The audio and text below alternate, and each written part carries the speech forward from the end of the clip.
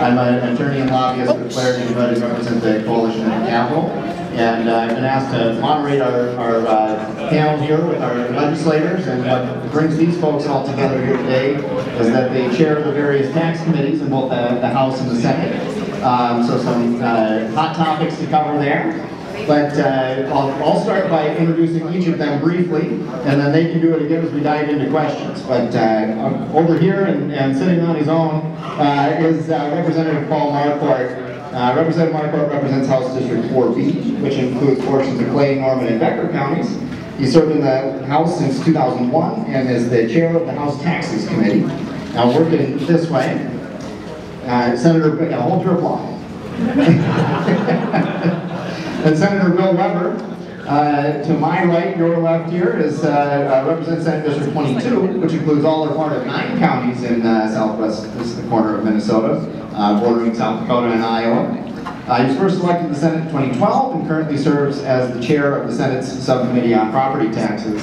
And I will say, Senator Weber is our representative from the Senate here today. Senator Carla Nelson couldn't make it to join us. She was hoping to, so she sends her regrets, and it's all on him to carry the Senate message here. So there you go. And then finally, Representative Cheryl Youakim joins us from District 46B, the western portions of the Twin Cities metro area, including her hometown of Hopkins. And Representative Youakim was first elected to the House in 2014 and is chair of the House Property and Local Tax Division. Oh, there we go. So now that's enough of me talking. I'm going to dive right in and start a little bit general and let you speak about this year's tax bill, which covered a lot of ground. I think it's fair to say, and toward the end of June's special session, Speaker Hortman, I think, referred to it as encyclopedic at one point, due to the number of subjects it's covered. So I just say that to acknowledge that there might be a lot to choose from, but we're going to start by saying, what is the thing that you were most pleased to see included in the final tax bill? And I'm going to start over here, Representative Marquardt, with you. Well, thank you very much, Shane, and thank you. It's nice to be here. I have worked closely with the Coalition of Greater Minnesota Cities for all of my 21 years in the legislature, and I am proud to say that it is one wonderful group, and you are always there in the forefront representing our cities from rural Minnesota. And I did think when I came in to Alexandria today to this meeting, I saw all the smoke. I thought that only happened after a Tim Cleary speech, but at any rate, I saw it all out there. I also want to thank folks. Senator Nelson could not make it. I talked to her earlier today, but it was a real pleasure, and I truly enjoyed working with Senator Nelson on the tax bill. And it was a relationship of honesty and respect and high integrity, and it just was really a pleasure to work with her. Also, I have to say, Chair Youakim was the property tax chair and did a wonderful job on the House side of putting together some excellent property tax provisions.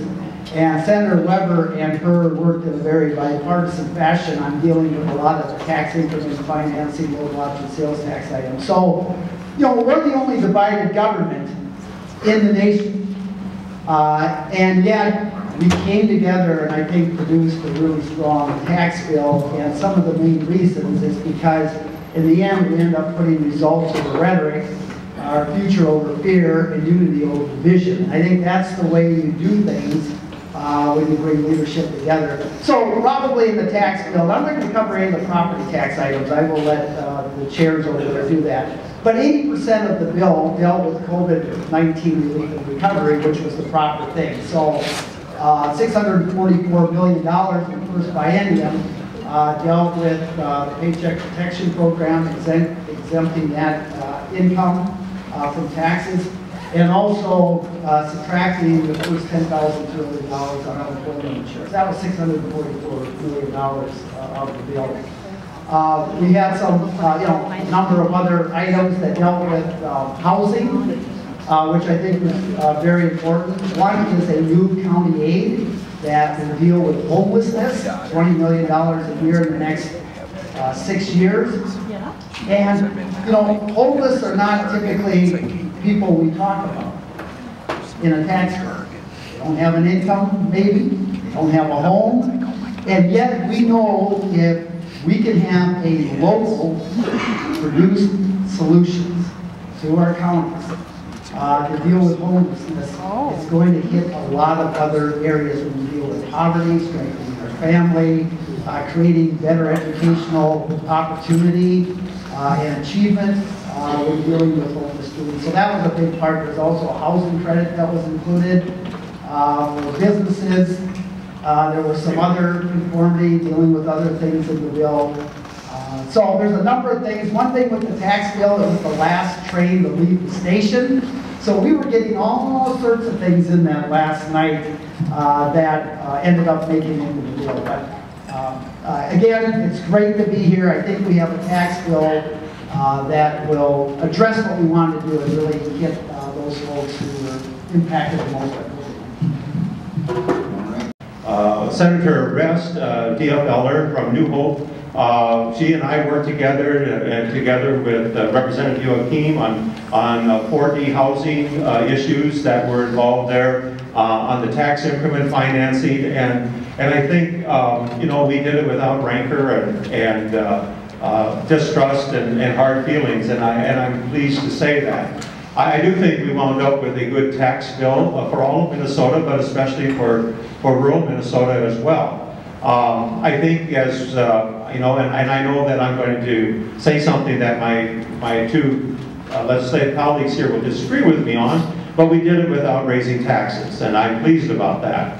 And so I do believe that as we look at the projected surplus, as we look at the amount of money that has come in from the federal government, that there is not a need to take more from the citizens of Minnesota. And I, you know, and I will actually believe that for quite a while. But in any event, but we had also, we raised the exemption for valuation for the state general property tax levy, which is going to be helpful to many of our small businesses in rural Minnesota. It's helpful to all businesses, but for them it has greater impact. And I think one of the big things that we managed to get done at the end of the session, and as Representative Marquardt said, you know, the tax bill, usually the last train out of the station, sort of becomes the Christmas tree bill at that point. Everyone gets an ornament to put on there at some point. And but we did also reach an agreement for the state to reimburse local units of government for the property tax refund that was due the Enbridge, in the Enbridge case, which is very important for our northern communities, both cities, counties, and school districts.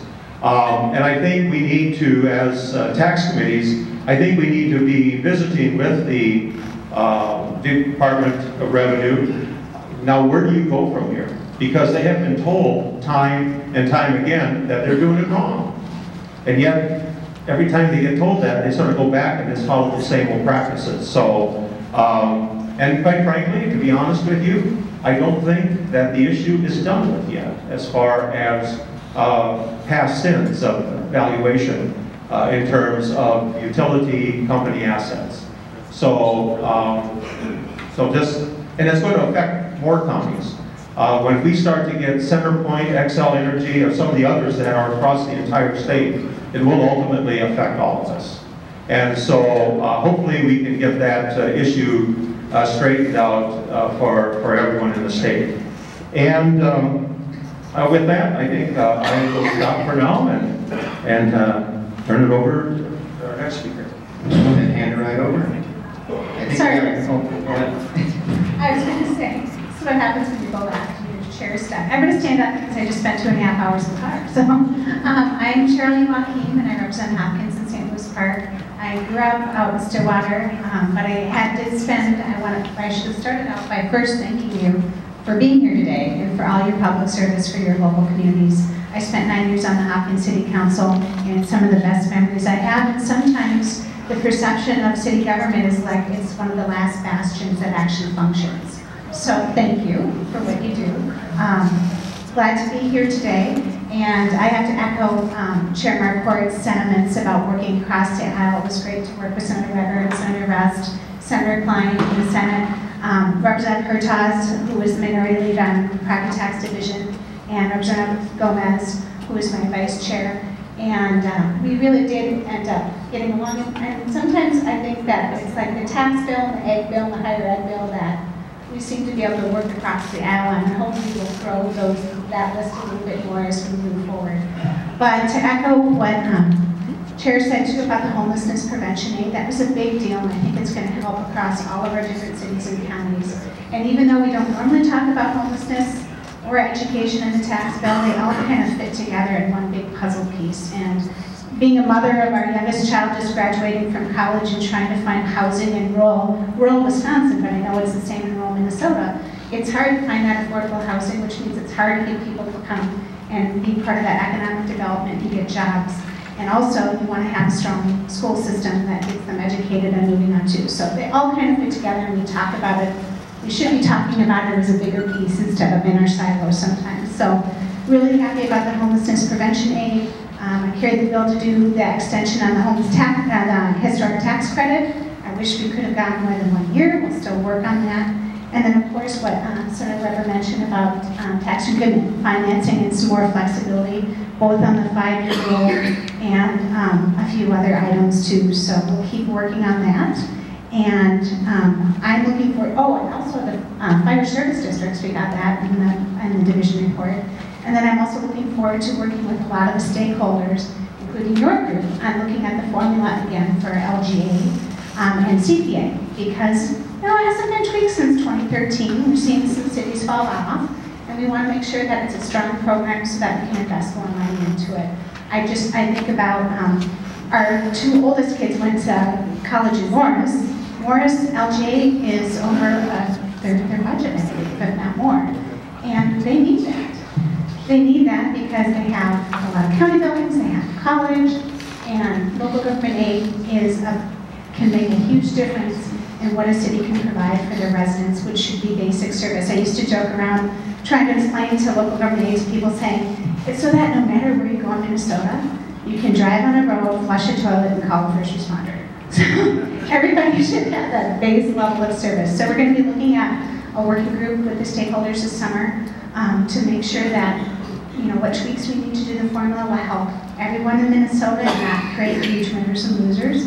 And then I have to echo what Senator Weber said. We have work to do around the assessment piece with all of our utilities. There's a bill that was started to work on this year too with Excel. So looking forward, how can we make sure that everybody is paying what they need to pay and that cities are getting what they need to get?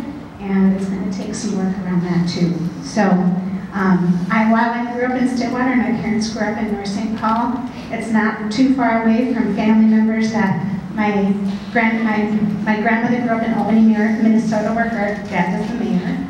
And my grandpa grew up in Hills, Minnesota, which is in Weber's district, and I have a grandmother from T, South Dakota, so we have family that kind of grew up all over the place. But thank you so much for being here, and I look forward to the questions. Yeah, well, why don't you just hold on to the microphone for now. We went this way, we'll go right back, but you also gave us a great segue, and we made you all drive out here to meet with the Coalition of Greater Minnesota Cities and a room full of mayors and council members and staff, and I think you already got a head nod from Morris in the back there. But yeah, you knew you were driving here to talk LGA, and that's a great segue. So you mentioned, the last major reform of the formula was in 2013. We know from history that about every 10 years, the formula gets a look or a reform, and both because we're almost to the 10-year mark and because I think legislators and others have identified some challenges with the formula. What do you think, to get a little more specific, what do you view as some of the strengths and weaknesses of the current formula, and what would your priorities be in that discussion about the potential for reform?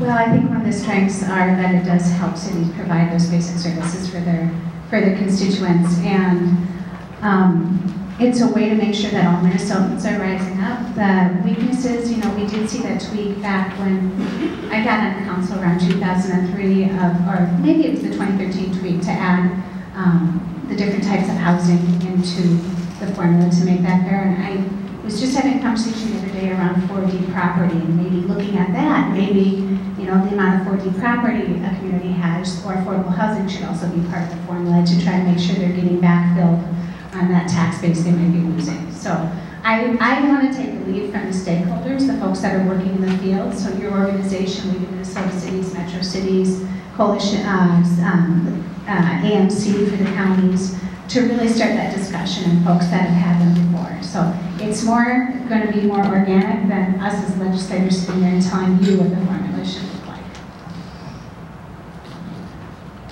All right, same question. Well, when I was councilman and mayor, my representatives and senators would say, well, you're always asking for more LGA. I said, I'll stop asking for LGA when you stop putting new mandates on us. And so, and of course, that quite frankly still holds in place, you know, and mandates are always easy to put in place and they're always difficult to get rid of, it seems like.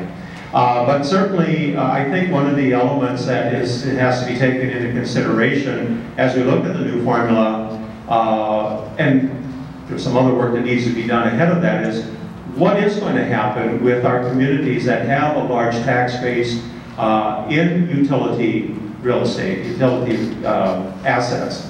If that formula is changed, they will generate less real estate tax dollars for you than what they have done in the past. And so I think that, you know, has to be looked at and probably has to become part of the equation. I mean, we saw situations whereby some townships were facing bankruptcy if they would have had to pay for the refunded amounts on their own out of the Enbridge case that was settled. And so certainly there's a lot of things that change. Now, at the same token, and see people say, well, people get upset if you say this, so I'm going to say it anyway.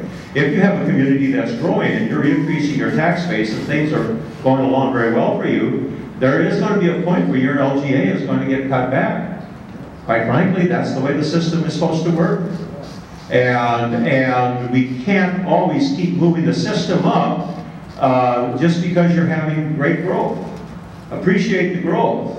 And remember, the LGA is to help those communities be able to provide those basic levels of services that they can't afford to because they don't have that kind of growth. And so just make sure that all those factors are kept in place as we're going through with this. But I always have been, in the 9 years I've been in the Senate, and I will continue to be, however long I'm there, a strong supporter of LGA. And actually, it was sort of interesting, this is my first year that I've been on the tax committee, and so we got to the point saying we probably need to discuss this. I said to Brad and I said to Gary Carlson, so how do we initiate that study? And they said, well, if the chair indicates it should be done, it'll get done. I said, then it better get done. So, and I think all the chairs agreed with that point. So. All right. Well, as I hand this over here, I think Representative, you got some kudos from Morris in the back. Senator, I think that for any city that has a power plant or a pipeline in their community, you've scored some points. So, Representative Marquardt, strengths and weaknesses of the current formula and your priorities for potential reform. Well, local government aid, as we know, it started in 1971. This is the 50th anniversary of local government aid. And we know that it is the lifeblood for rural Minnesota. There is no doubt about it. Probably the most important thing we do in our tax policy, in my opinion, is making sure we get those dollars out to our cities and counties so that all of you can provide a top-notch law enforcement service, infrastructure at an affordable cost as any other city in the state. That's a great equalizer in local government. So I've always been a great supporter.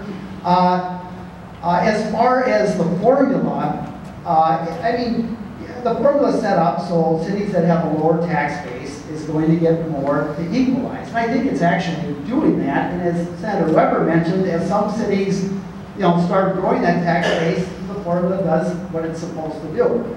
Now, with that said, as Representative Joachim said, every 8 to 10 years we kind of come back and tweak it. And I'm in total support of that. If cities can get together and come up with a formula that member cities are all happy with, I'm all for that. That is really important. This year was a COVID-19 year. We also know that revenues are coming in much higher than expected. In fact, for just this last fiscal year, what was it, 2.6, 2.7 billion, 11% higher. We are going to have a surplus, barring anything bad happening further. We're going to have a surplus. So there's going to be a tax bill next year. And I think there's going to be a lot of dollars available for a tax bill. This is the year that we not only bring LGA back to, I remember in 2003, the certified amount was $587 million. And then $150 million got cut. I voted against that, by the way. But we worked our way back to $564 million. We need to at least go back to 587, and it's time, and we've got the money now to put that in flavor, which I think is really important. So we need to do that because not only do we have to keep services up, we have to keep property taxes affordable. And you're doing the best you can. But one thing I looked at is in the last 5 years, on average, property taxes around the state are going up about 3.8%.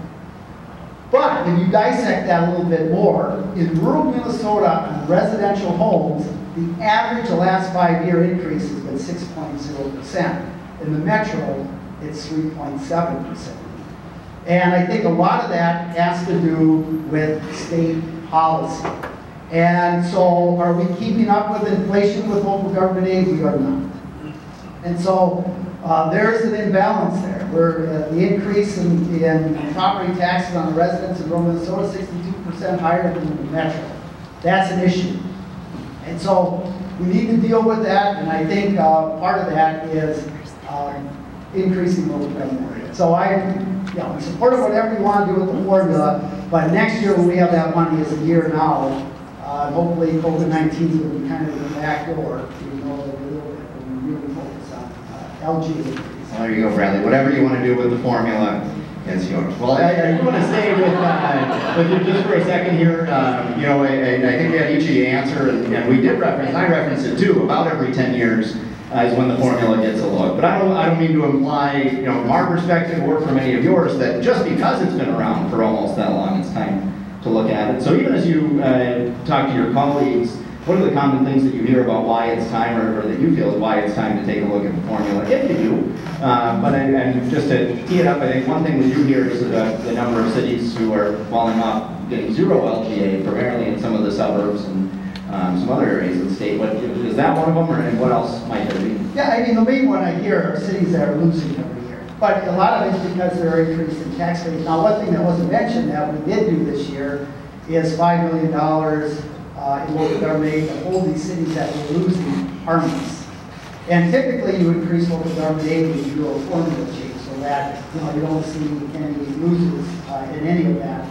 But I mean, other than that, I also think that the more cities that you have getting local government aid, the more political support you have. And I have to say, Representative Hertaus has brought forward a plan to take some of the local government aid money and apply it to suburbs that typically do not get that.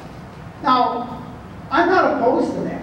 And what I have said to Representative Hertaus in the past is, figure out a formula of need that makes that work. So if we're able to increase the amount that goes into local government aid, I'm also in support of finding ways to get dollars out to suburbs, because everyone has needs, and it may not always just be a tax-based need. There could be other criteria that creates a burden when it deals with property taxes and the quality of life of these communities, and I think we should look at that too.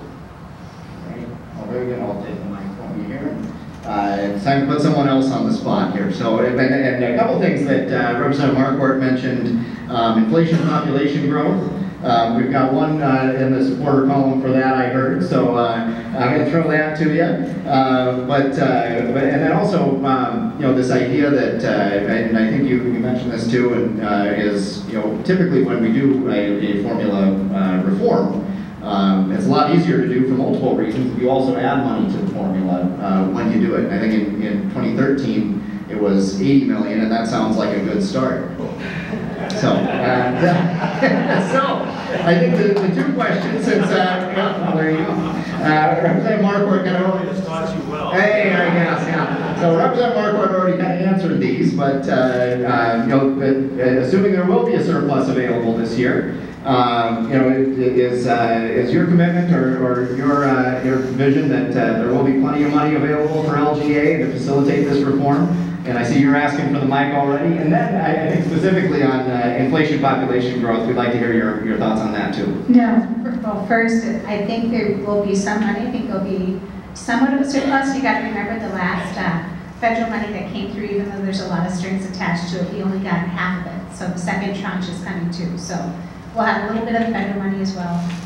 But in order to really make investments in our state, I'd have to disagree with Senator Weber. We may need to raise taxes on a certain segment of our population to make those investments. But one of the biggest things with LGA, the minute I found out I had the gavel in the, I think it was the end of November, because I'd been the ed policy chair, one of the first things I thought of was calling Gary Carlson of the League of Minnesota Cities and saying, what do you think we need to do with LGA? We're seeing cities fall off of it, which means it makes it harder for us at the legislative level to build the coalitions to put money into it.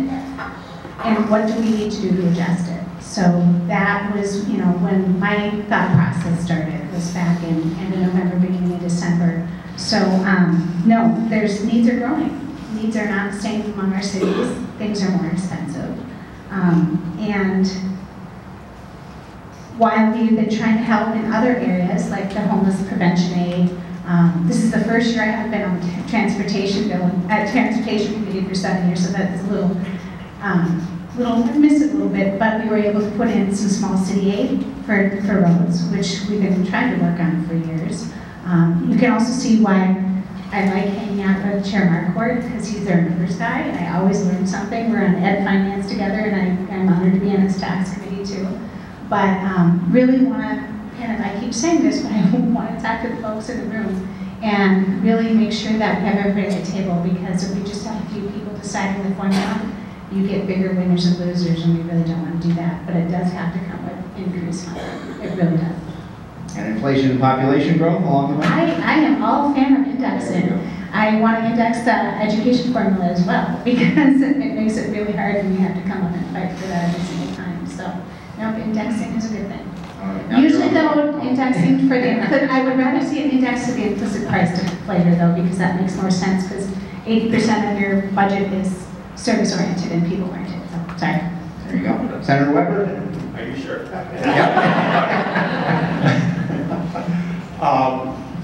Certainly we need to look at inflation, population growth. That's all part of the situation. I think, and of course, as we all know, if there's a surplus, it will only be local units of government that are at the table asking for the money. Oh, yeah. Yeah. But we also have to remember that inflation is sort of starting to rear its head, and it's going to become a major problem. And with the fiscal policies that are being pursued at the national level, we are looking, I think, at probably one of the cruelest taxes of all, and that tax increases, and that's inflation. And so we're going to have to monitor that, and we're going to have to be realistic about that.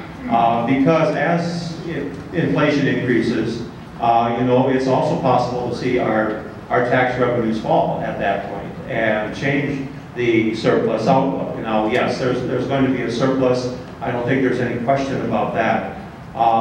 But we are going to have to be, I think, very cognizant of, on a national basis, of what's happening with inflation and ultimately what that will do to the state's costs and to potential surpluses as well.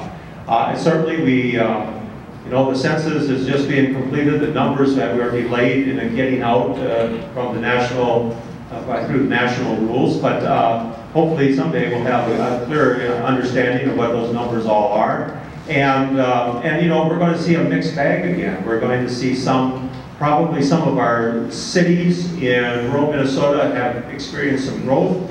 The counties in which they reside probably have went down. It's going to be a complex mishmash of information that's going to have to get worked out. But certainly I think as we look at local government aid and CPA, certainly there needs to be a level of reliability there that hasn't been there. And we also, as a state, have to break ourselves of using that pot of money as our go-to fund every time the state runs into financial difficulty. But anyway, I guess I'll leave it at that. Sure, and I'll make you hold on to the microphone here. We'll keep the pattern. We'll keep start where we left off. I want to dig in a little more to what a few of you have mentioned, and even just somewhat briefly, after a year or more of uncertainty, budgetary uncertainty at the state level because of COVID-19 and the projected impacts, the February forecast this year finally showed a much rosier picture.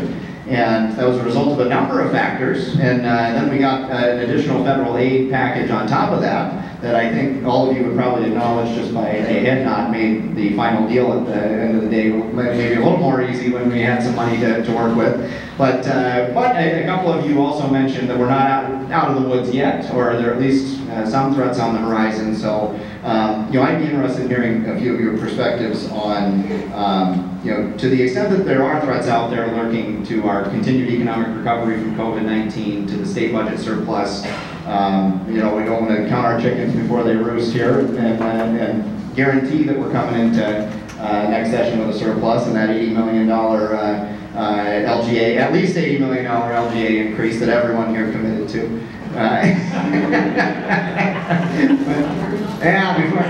Before we assume that that's going to happen, what are some of the threats that you see to the state budget or risks that might be looming out there? Well, as I mentioned, inflation is a concern to me, and I won't say any more about that at this point. One of the challenges that, quite frankly, most of our businesses face is the disruption in the supply chains that are out there right now. We have businesses that have numerous articles, whether we're talking about motors, whether we're talking about windshields. I got a chip in my windshield, and our nephew's in the business, and he came and did what they do just to fix that chip and what have you. He's got 8 semi-truck windshields on order. The dealerships can't get them. He can't get them. And if a truck, as I understand, if a commercial truck has a bad windshield, they get sidelined. Well, the last thing we need is actually more problems in getting material shipped to where it needs to be shipped. And so there's a lot of things out there, I think, that are proving that the one thing COVID did, it actually demonstrated to us how much at risk we are and how interdependent we are in terms of so many different businesses, being dependent on another business. And, we saw that in the food chain. We saw that with the hog slaughtering plants. Without having to, fortunately, we didn't have to get rid of as many, hogs as we thought we would. I come from one of the largest hog raising areas in the state. I think the thought was that the state could have to dispose of 1 million hogs last year because there was no place to take them in terms of the slaughter. I think we were more in the neighborhood of 100,000, if I remember the numbers correctly. And so we were fortunate in that respect. But it just proved how challenging. We've been going along for decades. Everything just keeps flowing, and nobody really thinks there's a problem or a potential problem out there. Well, one thing that this demonstrated was that there are potential problems out there. And so this whole supply chain thing is not settled out yet by any stretch of the imagination. Part of it is, quite frankly, the lack of available workers. And I'm sorry, we should stop this extra $300 a week unemployment money right now, because it is keeping people home.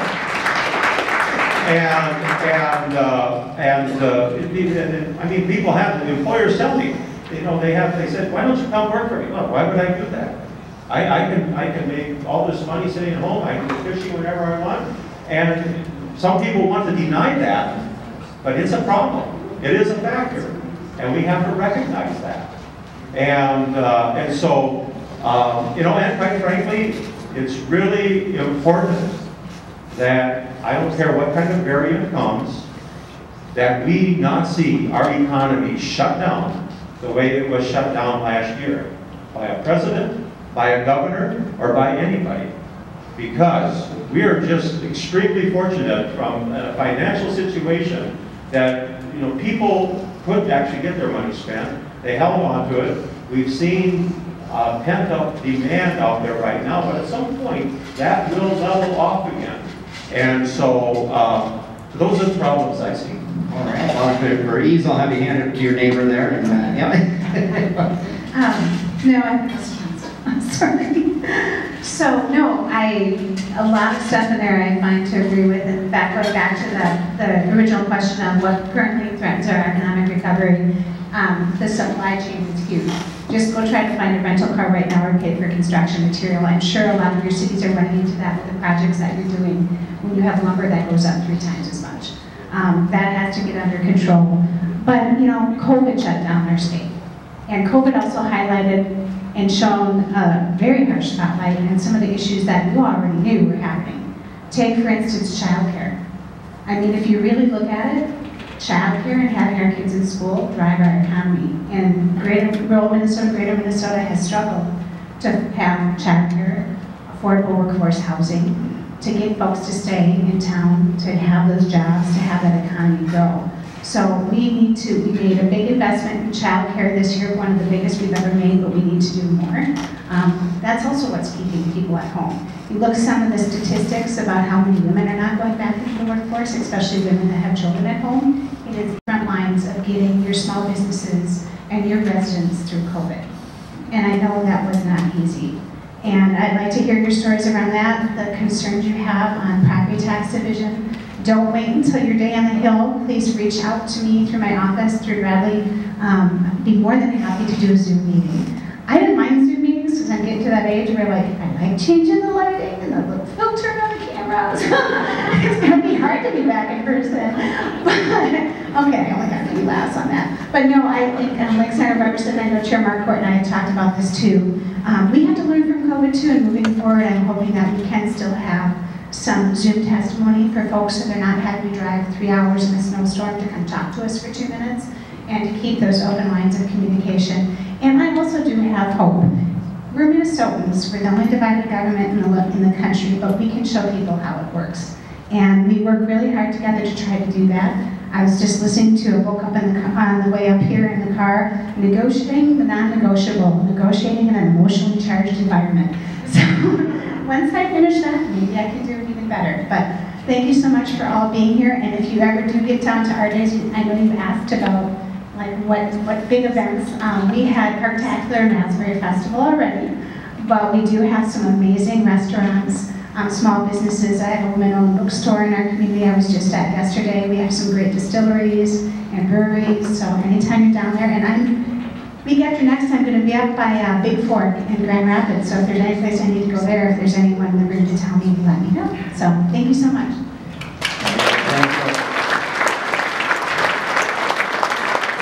All right, well, I think that